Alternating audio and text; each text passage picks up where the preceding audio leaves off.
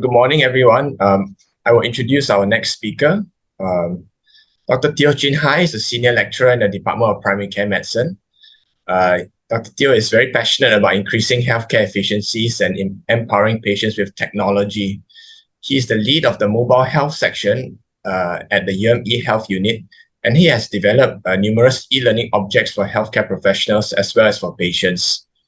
So his talk today on screening will be relevant to many clinicians here, where you operate in a setting where fatalism, destiny, and bad luck are to blame for disease. There's rarely any agency for the individual. Yet there's really good evidence that screening can help detect or prevent disease.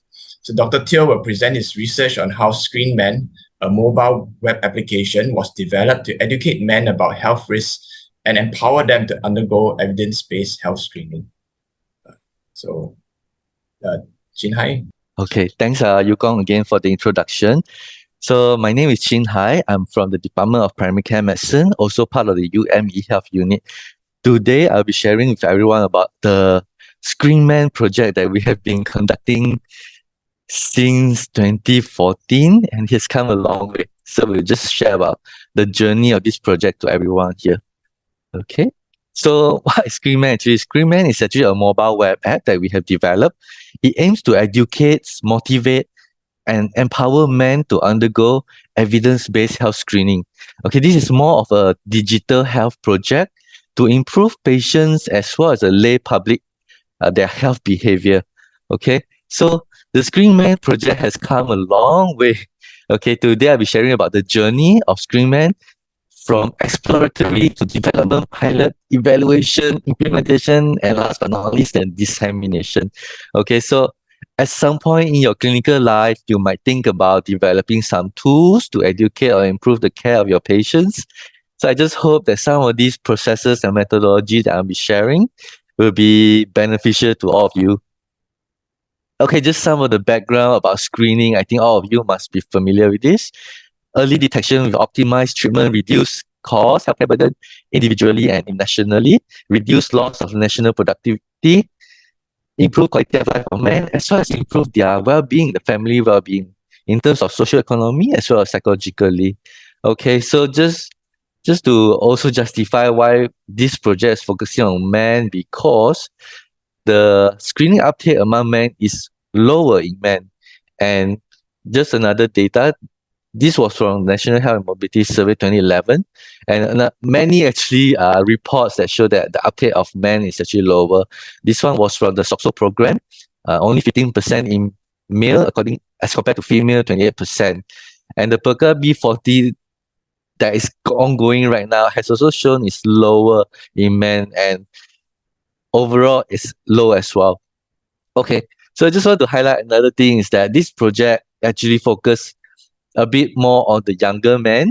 And as you can see in this chart from the National Health and Mobility Survey 2015, okay? So there are two things here being presented, the red and the blue bar, right? So the red bar means the known hypertension, while the blue one means the undiagnosed hypertension, meaning the people here in the blue bar don't know that they have hypertension, okay? So the thing I just want to highlight here is that you see below the age of 55, the blue bar is higher across all the younger ages. So which justify that we actually want to catch the diseases earlier among young men, promote healthy behavior about screening, make sure they are aware about their health and take action as early as they can, not when they already reach 50 or 60 only then take charge of their health. Okay, so another justification of using ICT, I think the data speak for itself. So many people have internet access now, more than 80%. About 90% use smartphone. People spend about 3 hours a day on the smartphone. And then many evidence have shown that mobile health interventions are effective in improving the health of the public in terms of physical activity, dietary intake, and treatment adherence. Okay, so just to share about the methodology that we use, very much based on this UKMRC complex intervention framework, okay, which emphasizes three things: the need of using theories when designing intervention, use evidence, and the most important thing is based on the needs of the target users. Okay, so actually this was my PhD, I think maybe since 2014. Okay, So we started with the research problem on the left, low health screening uptake in men. First thing, we try to explain why using theories, okay? So theory-wise, there are many things that we can use to explain that. First of all, let's actually refer to some theories. Just for example, the health belief model, which is very much used in healthcare setting, that actually say perceived benefit. If people don't think screening is important or useful to them, they don't go for screening. If they don't think they are at risk of the disease, perceived susceptibility, then they don't go for screening. If they don't think that hypertension is bad for them, they don't go for screening. So there are a lot of things that theories can explain. Okay. So we try to incorporate theories in our intervention as well. Now, besides that, we actually did a systematic review to find out why people go and why people don't go for screening. Okay, so we have done this systematic review and we synthesized about 100 papers, okay, qualitative systematic review. And in the end, I think we have come to 5 domains that summarize all the factors or barrier or facilitator that makes people go or don't go for screening. Okay, now apart from those theories, we also search for ICT-based theory so that when we design intervention, it's more usable and likable by the people. Okay. So back to this framework again, besides explaining why, we also try to find out the existing evidence, what has been shown to work to improve men's screening behavior. Okay. So another systematic review was done. Okay. So what we found that education intervention is found effective. And by that time was probably 2015. Okay, 7, 8 years ago. There's no mobile health intervention that was found to improve screening uptake, which led us to develop one. Okay, so we also read many mobile health intervention papers and systematic published review also. Many mobile health intervention have shown effectiveness, and then how did we do it? We extract those papers and we sort of take the active ingredient and try to find out the mechanism of action that works and try to use that into the ScreenMen web app. Okay. So now you might ask, I've been talking about screening, right? What screening exactly? So coming from primary care perspective, we advocate, we promote comprehensive screening. Okay. So we have just searched the web and guidelines, mainly the US Preventive Services Task Force. So in the end, we came to conclude and to use these 16 health conditions in ScreenMen. Okay, of course, these obesity, physical activity, hypertension, and so on, lung cancer, colorectal cancer, they are not, everything is not for everyone, but of course, in ScreenMen, they will be assessed based on their risk. And ScreenMen will actually tell them, okay, you are okay in this, not okay in that, and you need to go for this, not that. Okay, this is what ScreenMen do in the web app itself. Okay, so thirdly, needs, we actually interview healthy men, younger men, a few of older men as well, in the community, in the banking institution actually, to find out what is their needs in terms of health screening and what's the problems. Why do people come? Why do people don't come in our local setting, in our local context? Okay, so besides that, we also ask if you're going to develop a mobile web or app, what do you want inside the app? Okay, so they propose a lot of things and then we bring this back to the stakeholders for discussion.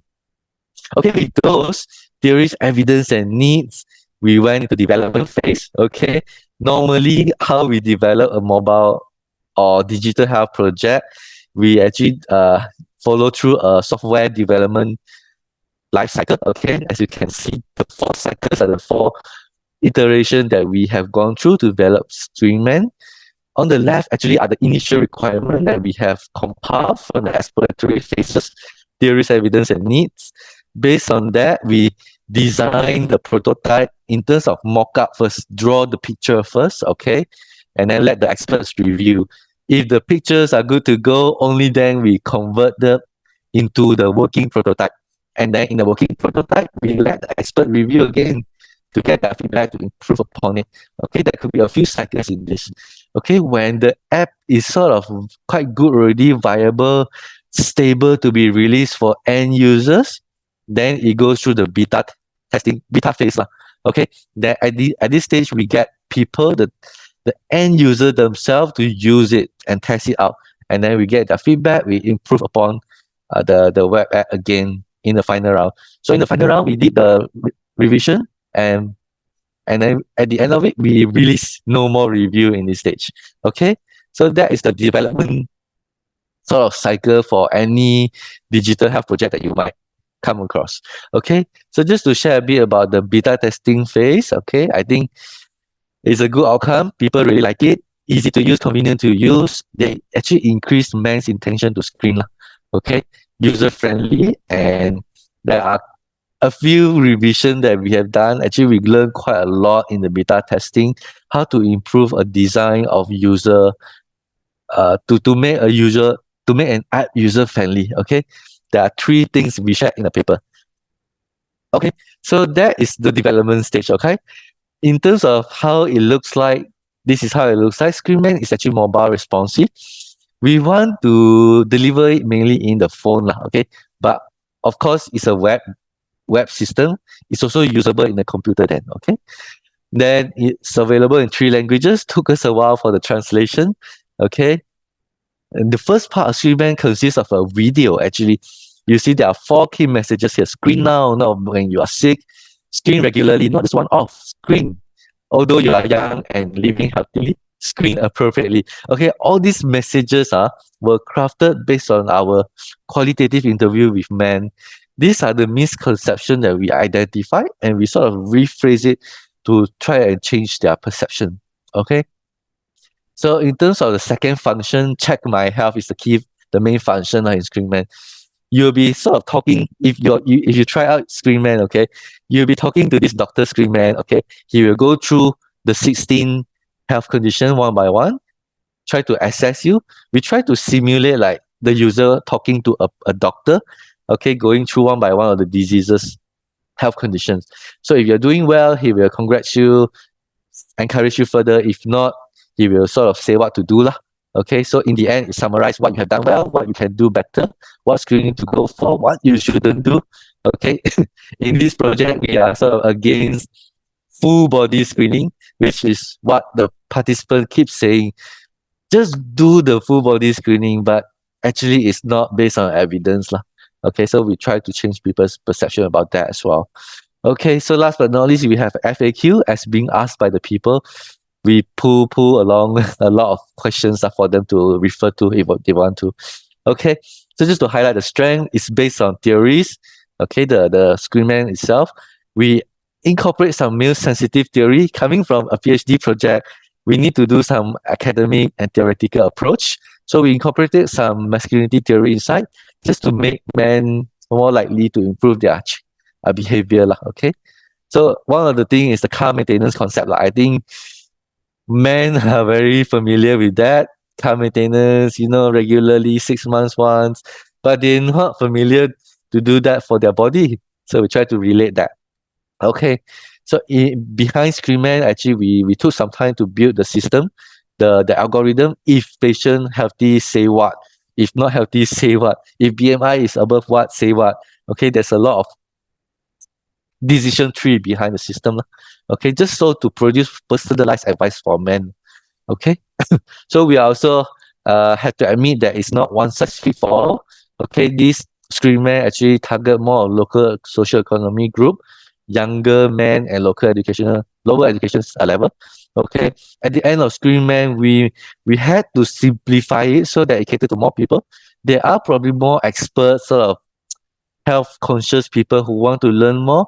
They can by clicking the link out URLs that we put in along the way in the apps. Okay, because if we put in so many things and you put off many people, so we make it really simple. Okay, the design is very cartoonish, okay, but not everybody may like it lah. Okay, so we also have to admit that this is very much educational. Cost is still a factor, so we encourage people to go for clinical kesihatan, make full use of their company benefit and all those lah, to overcome some other factor like cost. Okay, so what's next after that? After the development, we actually did an online RCT to see if it's effective or not, to make people go for screening or not. Okay, we just launched a sort of quite an automated online RCT in Facebook, okay, Facebook ads. So there's two study arms, ScreenMen and nothing. Okay, what happens is that they see the link, they click the link, they'll be introduced with ScreenMen project, the RCT itself. Then when they click next, they will be automatically randomized to either ScreenMen or control group. Okay, then immediately they answer the post intervention questionnaire, and we also follow up 1 month and 3 months later. Okay, so about 249 men have joined the study, and mean age is about 30 years old. So we did try to see whether there's any difference in the demographic profile before the intervention of baseline. So there's no difference. Okay, so just a quick one about the results. Okay, so as I mentioned, we mentioned knowledge, attitude to screen, okay, intention to screen, and if they want to screen, how long in the next how many months. Okay, so immediately at 1 month and 3 months, right? So just to summarize, there are significant effect on the knowledge across the month. So it's good that I think whatever they have learned retain over 1 to 3 months even.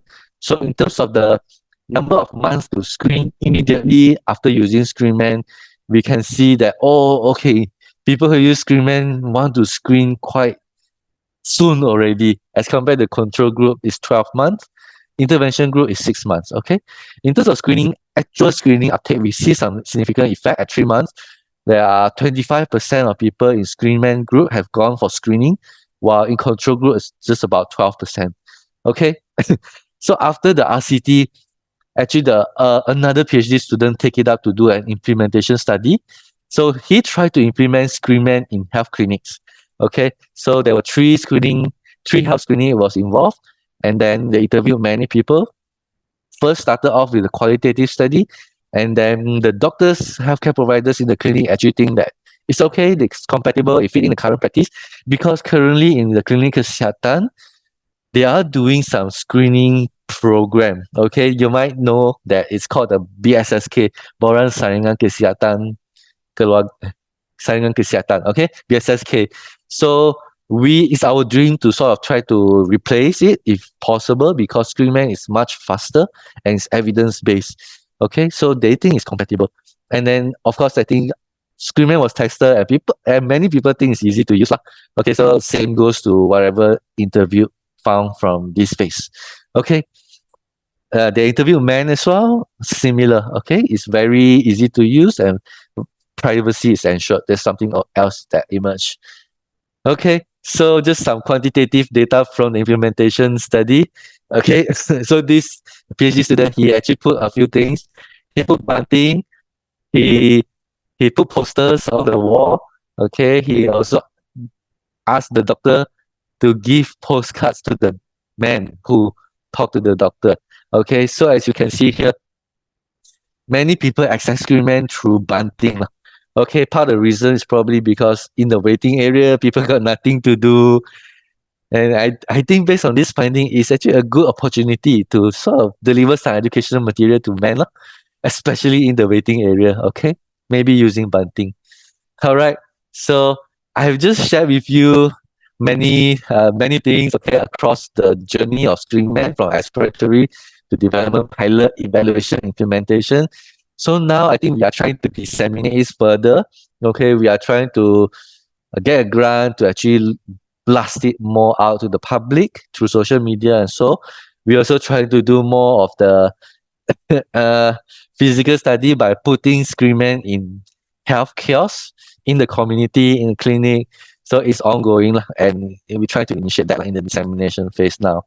Okay, in summary, I think based on what we have done so far, we feel that digital health intervention are very much well received. Okay, it could be main or even supportive role in improving health. Okay, so I hope the spectrum of digital health research methodology that I shared to you roughly give you some idea. Hopefully that you can use some of them if you have interest to develop some of these tools to improve your patient. Acknowledge Prof. Ng and Dr. That's all I would like to share. Thanks everyone for your attention.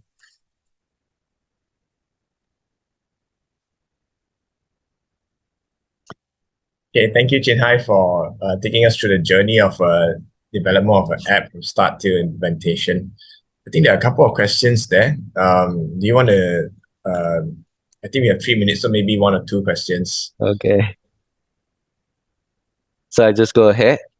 Sure, go ahead. Yeah, let's choose. Okay. I think Teguh Sarah got, I think the first question. Is screening uptake much higher in women? Interesting to know. I think this has been studied for a long time. I'm just making use of the data. I think partly of the behavior. I think is the social role. Okay, going into social science now. I think females, they tend to be more care about their health, partly because of the pregnancy stages, having period. Women are more conscious about health. They are more taught about health since young. Okay. Even when females reach puberty, there are more health education in school and so on and so forth, which brings down which bring it to the adulthood and all. They practice better healthcare compared to men lah. Okay, one of the one of the story that I always hear when it comes to this issue is actually when I don't know, men, when they are young, when they reach their puberty. Okay, when they first had their ejaculation, 12-year-old, 13 years old. Nobody tell them about anything, okay? Here's a story that I hear from international conference lah. So even health education lah, being a fatherhood, people actually don't teach boys well as compared to girls lah. Okay, it may be wrong, okay? But this is what being discussed in international conference lah. Okay, so besides besides that, and the other reason would be more of the masculinity issues lah, ego and so on. Okay, so there are many factors lah, Tengku Sarah, but I think based on the data, it speaks itself lah. More female gone for screening as compared to men lah. Okay, okay, so drop out. Dr. Chan, it means to capture dropout after taking out the challenge of enrolling in the app. So far, I think there's a limitation to that. I think you're talking about the RCT, right? So dropout is common in digital health study. Okay, so we try to reach out to them, WhatsApp and so on, but actually very difficult lah. Okay, especially the design of the study that we have gone through is quite automated. We actually have no contact with them, some of them lah. Okay, except for some of the people who reach out to us to ask questions.